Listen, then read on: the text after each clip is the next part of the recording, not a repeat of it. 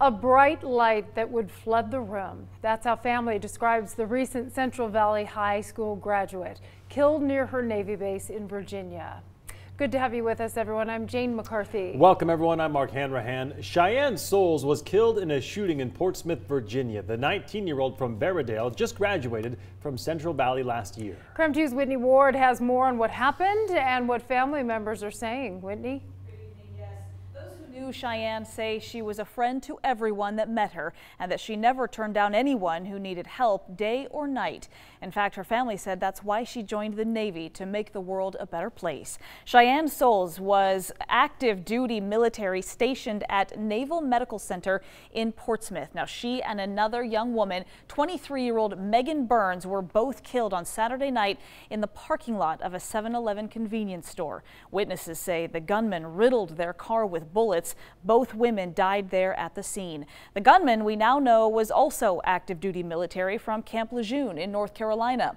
His name is Donovan Mora, and after the shooting, police say he shot and killed himself. So far, authorities are not saying what his motive may have been, but witnesses recall what happened.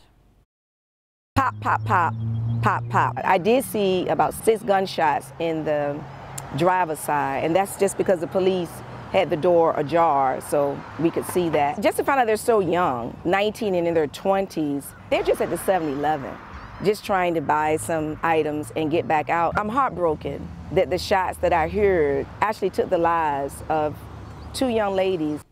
Now, in a statement, Soles' family said Shianne's smile was contagious, her laughter infectious. They praised her decision to go into the U.S. military, saying her desire to excel in everything she did led her to many different adventures, from dance to cheer, track and work, school, and the Navy. She excelled in all that she did. She was driven, focused, and brave until her light faded too soon.